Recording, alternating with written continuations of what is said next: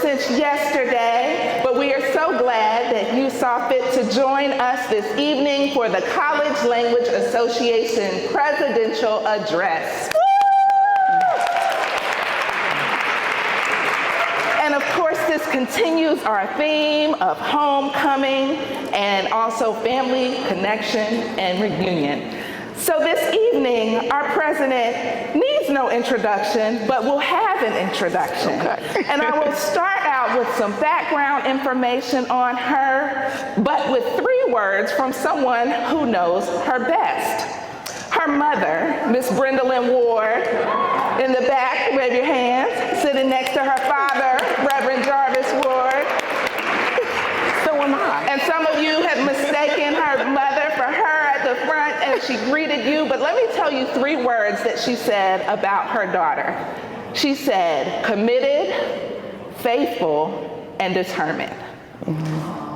And the introduction can almost stop there, but I know we have many more words to come. So in her written bio, Dr. Jervette R. Ward is the president and a lifetime member of the College Language Association, the oldest and largest organization of Black professors of languages and literature. She is the director of Black Studies and a tenured associate professor of media and communication arts at the City College of New York in the City University of New York system, CUNY. She means so much to so many people in this room for her scholarship, for her leadership, for her sisterhood in scholarship and leadership. And we just are so grateful to have you in the space, to have your words, to have your presence, and for all you're doing for the College Language Association. And so with that, I will turn it over to the Dr. Jervette R. Ward, our president of the College Language Association. You're trying to make me cry before I get up here? Thank you. Wow, thank you, Madam VP. She tried to make me cry before I get up here. I'm like, really? That's what we're doing today? Thank you. Those words mean a lot.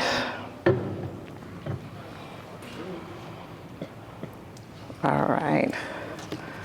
I'm gonna figure out a way to make it all work up here. You know, we're millennials up here. We have all the technologies. So we're gonna see what we make it do what it do. There we go. Greetings, CLA scholars. How are you? You good? How's your convention going? We're in what, the first official day? How many of you are here for the pre-convention day? How many of you went over there and had that good lunch over at LeMoyne? Yeah, very much so. Thank you. Well, welcome home. Welcome home. I am thrilled to be back in our founding city, in my hometown of Memphis, Tennessee. I'm also incredibly honored to have my parents here with me, and thank you for shouting them out for you. I also will have my grandparents tomorrow night, so hopefully we'll be able to see them as well. Granny has said she has had her blue, CLA blue evening gown picked out for about 3 months now.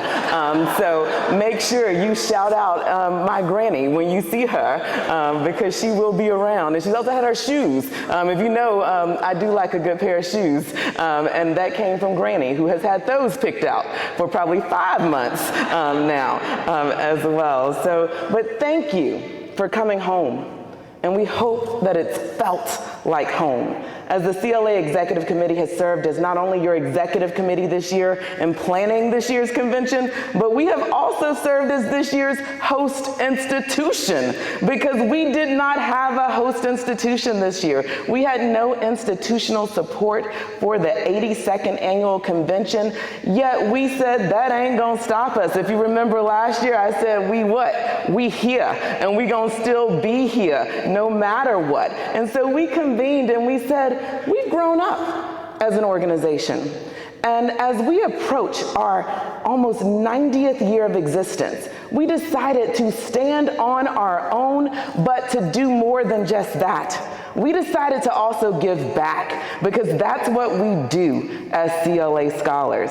We said we wanted to honor the institution that housed our founding back in 1937. And if you know anything about HBCUs, sometimes dollars can be a little tight, sometimes a little short. And we wanted to make sure that we honored and did not put any strain on the institution that gave us birth here in Memphis, Tennessee. In 1937, a group of Black scholars gathered from April 22nd to April 24th on the campus of the HBCU, then called LeMoyne College, for the initial conference of the teachers of English and Negro colleges. They convened to address what they saw as the alarming decline of the oral and written expression of the average college student.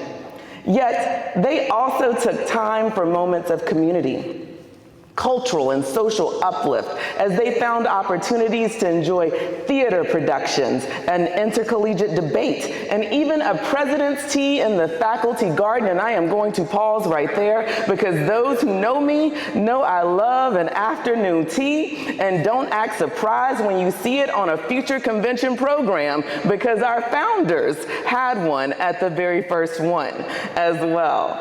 So those individuals met on the campus of LeMoyne and set the very foundation that we enjoy today of a scholarly community that is also firmly committed to Black joy and excellence.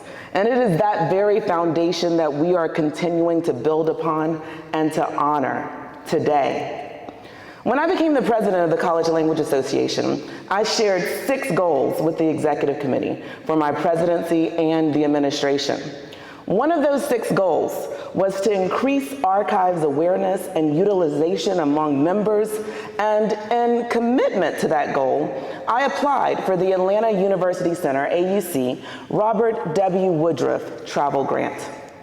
The CLA archives are housed at the AUC in the Woodruff Library, so I was incredibly thrilled when I was selected for the grant to spend a week at the library and to give a talk based on my findings.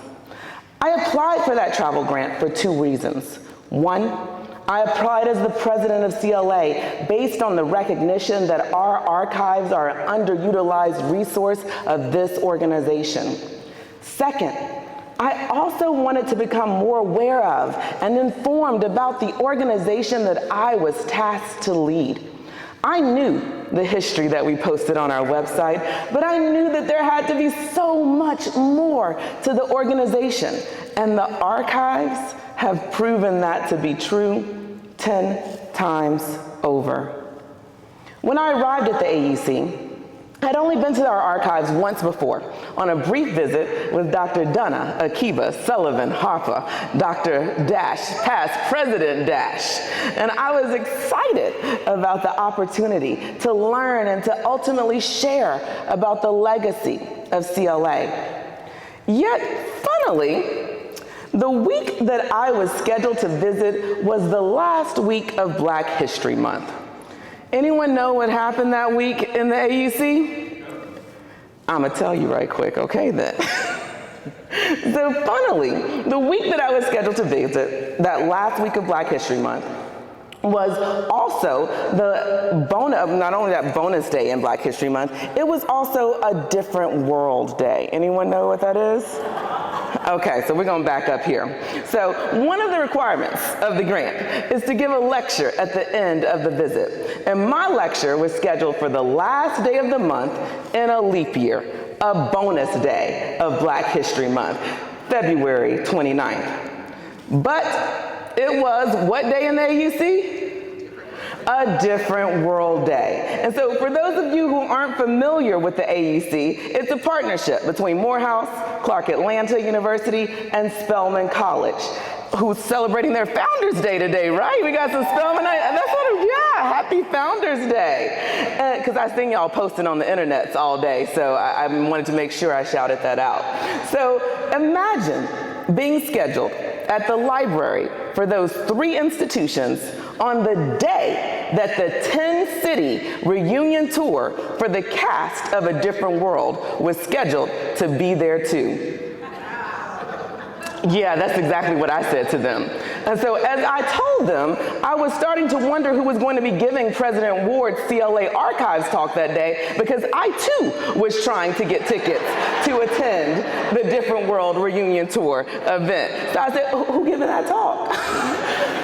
But they told me that you had to have a .Morehouse, .Spelman, .Clark Atlanta email address to be able to get a ticket. Right, exactly.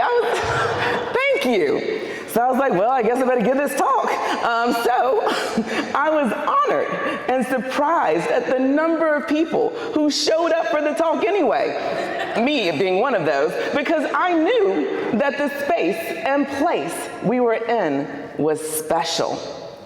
I know that space, Spelman in particular, holds a special place in the memories of all of us who love A Different World. That TV show that tells the story of an HBCU, it tells the story of people attending an HBCU. It is unapologetically Black.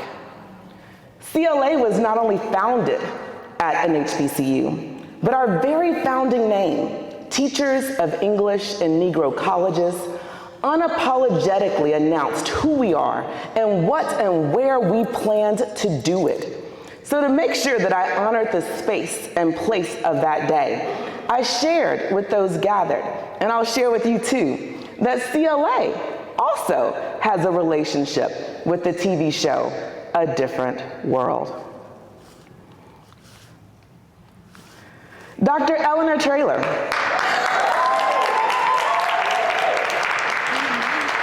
was recently featured in a December 29th, 2023 Washington Post article entitled "Sister Friend of Angelo, Baldwin, and Morrison Champions Their Books." She is a longtime CLA member, and she is the former head of the Howard University's Humanities and English departments. Where are they? Come on, HU. There you go.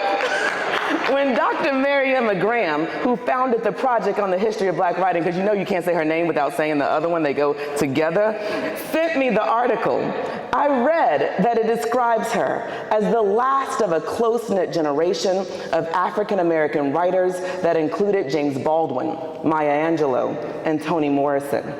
So not only is she a longtime CLA member and proud contributor to the literary community, but what is also really cool is that in that article, Keith L. Alexander writes, when Allen directed the TV series A Different World in the late 80s and early 1990s, Traylor served as the inspiration for the over-the-top recurring character, Dean Dorothy Dandridge Davenport, played by Jennifer Lewis. You are going on my list. Anybody? Yes. So as I told the audience that day, I know my talk wasn't the Different World reunion tour, but I wanted to give them and you a little bit of something that shows CLA's deep connection to not only HBCUs, but A Different World in particular. And to use the framework of those words, A Different World. CLA is now in a different world. We are a long way from 1937, yet our commitment to Black literary excellence has not waned.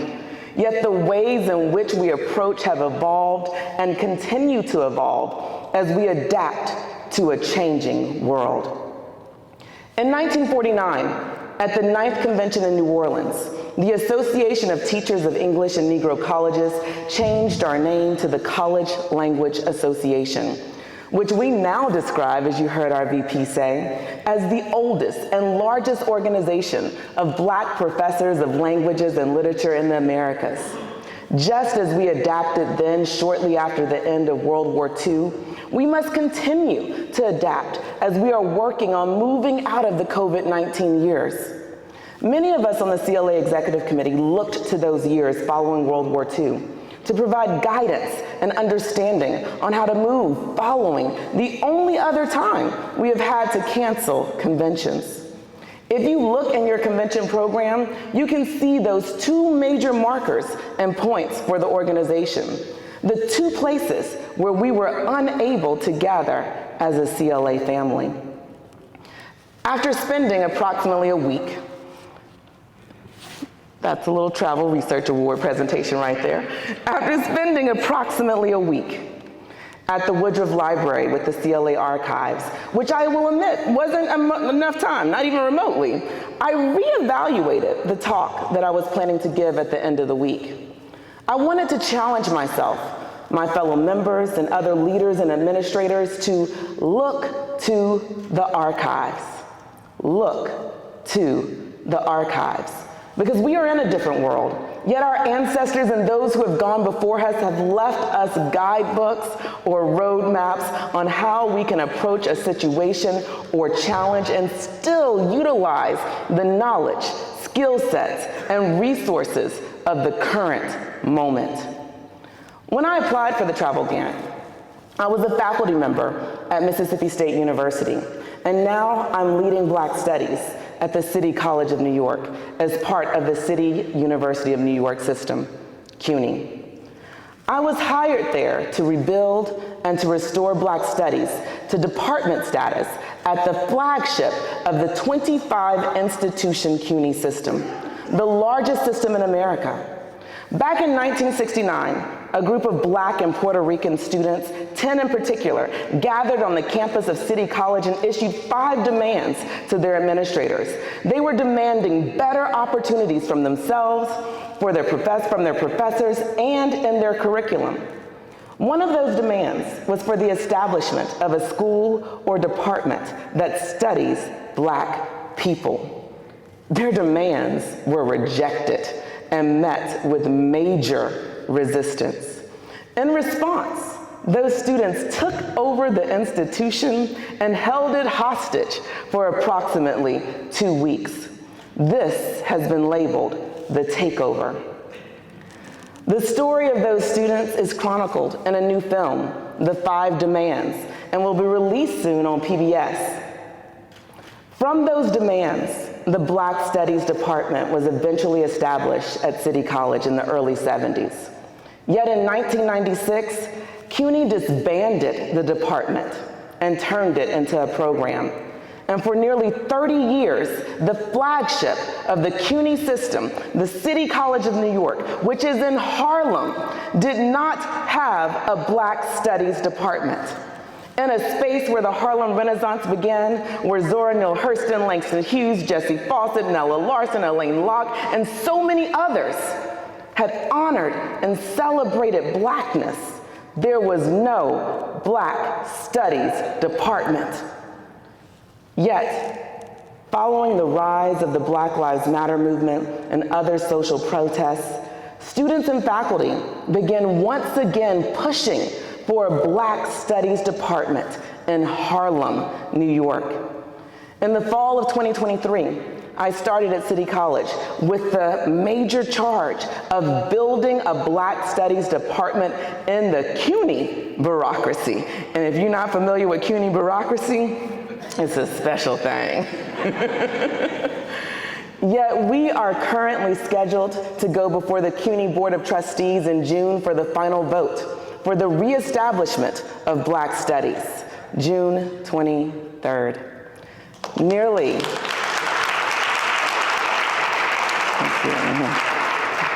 Nearly 30 years later, those students will once again have one of their 5 demands met. So when I arrived at the archives, I was now looking at it not only as a scholar, but also as an administrator. And I've been thinking about what the archives can do for us as leaders. What can the archives tell us? What should we be doing with or asking of our archives? How can the archives make us better leaders and scholar leaders? During our 81st annual convention last year in 2023, which was hosted by Emory University in Atlanta and negotiated by former CLA president Dr. Dash of Spelman, I looked to the archives for guidance. The 2023 convention was our first convention in person post-COVID. We had a fairly new leadership team. We had gone through a transition where many of our seasoned leaders had retired, and our executive committee was mainly made up of newer CLA scholars, many of whom had attended CLA conventions over the years, but none of whom had run a CLA convention. We were in a unique situation of nervousness and some anxiety of, if we build it, will they come? Following the devastation of COVID-19 and the learning curves of event management and leadership of an international convention. In some of our early planning meetings, as I met with the team and shared my experiences of learning over the years from Akiba and former CLA treasurers Elizabeth West and Yakini Kemp and former CLA presidents Dana Williams of Howard and Warren Carson and Antonio Tillis and many other CLA leaders who have paved the way and trained me, I also looked to the archives. It was part of my commitment to celebrate our history as we plan for the future, because I know that an organization that is made up of primarily volunteers who can occasionally scrape up enough pennies, nickels, dollars, and dimes to pay some contract workers, it doesn't get to nearly 90 years of surviving without looking to our leadership of the past. In my grant application, I said that I would like to present a presidentially curated mini exhibit that will also be published in our CLA journal, CLAJ, which can be found on Project Muse and JSTOR. The goal is to introduce CLA members to archival materials so they might start digital projects, book projects, journal articles, and other types of endeavors that would utilize the Woodruff Library and the CLA archives. Ultimately, the goal is to inspire our members to write and produce critical works while expanding the reach and brand of CLA. And if you're not familiar with some of those events and things that came out of that convention, I want to flip over right quick to some of those things. So some of you saw this picture this morning. This, of course, is the cover of the initial conference of the teachers of English in Negro colleges. This is what they had in Memphis in 1937 at the very first convention. And as I started looking at those original documents, I found another one in particular that I found incredibly useful. I said, what were they doing? How were they acting? What can we do to celebrate this moment of returning, of coming back together? And I'm gonna skip over because I'm gonna show you another one right quick. In particular, I had a new journal editor, a brilliant scholar who had agreed to lead CLAJ. And she said, I want to do something that honors and celebrates this as well. And of course, we were looking at those nickels and dollars and dimes and saying, what can we do? And I said, let's look to the archives. And so for those of you who were here last year, at your seat at the banquet, you all received this little booklet right here. And this was because we looked to the archives to celebrate a moment. The cover of this little booklet was the very first cover of the CLA journal. And we wanted to celebrate that moment. And you can find that in our archives. Yeah, does anyone remember what was on the back of this booklet? One person? Right here, Dr. Melton. The back was the cover of our second convention program, the second annual conference, which Dr. Melton regularly reminds us you cannot call it annual until it's your second at least. The second annual conference of the Teachers of English in Negro Colleges, March 25th to 26th, 1938. And where was it held? In Atlanta, at Atlanta University. We had an issue, we had a moment where we said we need to reinvigorate and we need to give something to our members. And what did we do? We looked to the archives. I knew that the first event of our 82nd convention in Memphis, our founding city, would be a campus tour and luncheon of LeMoyne-Owen College. The week before my visit to the archives, I had the honor of welcoming many of our leadership team to Memphis for our spring retreat and to plan for this convention and to strategize for the future of our organization. During our time there, we were able to visit and tour LeMoyne, and if one considers the segregation and racism that was happening in Memphis, the South, and the United States in 1937, one can imagine how unwelcoming a space that was for Black academics, Black PhDs, and Black people seeking a higher education. Yet in the midst of those challenges, Black scholars laid the foundation that it continues to allow scholars and students to succeed today. The goal of the future archival exhibit is to highlight the history, legacy, reach, vision, mission, and excellence of CLA while inspiring a new generation of scholars. And it was incredibly special to have our leadership team at the space and place where we started.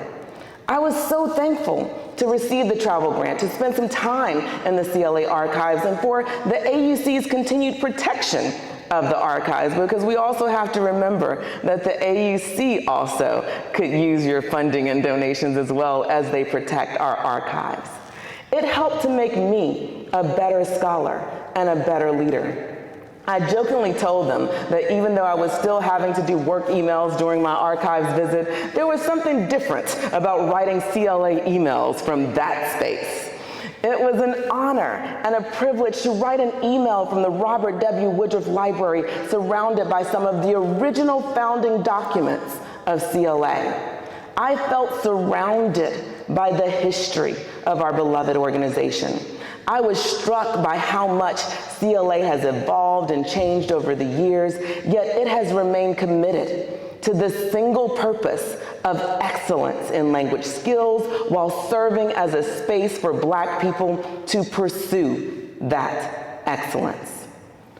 Last year, our 81st annual convention in Atlanta, hosted by Emory, was a celebration and restoration for so many of us since we were reconvening in person for the first time since COVID-19.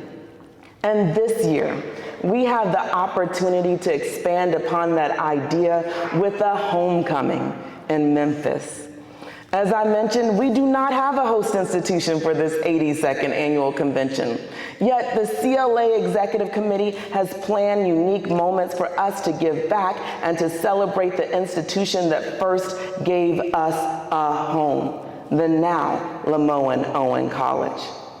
During the founding city reception, and I'm gonna wrap it up soon because I know this is the last thing that's keeping you from that cash bar, and I do say cash bar and the snacks that are there.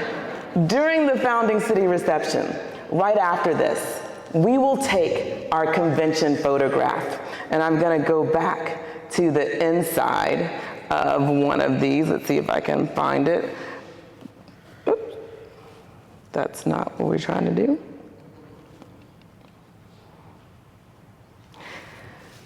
Right there you have one of the pages from the second one. I can't get to it right now, but I'll show it to you if you want to look at it in a little bit. On the very inside of both convention programs 1 and 2, they had a tradition where they took a convention photograph where all the members who were there would gather. The very first one they took on the steps of the administration building at LeMoyne-Owen College.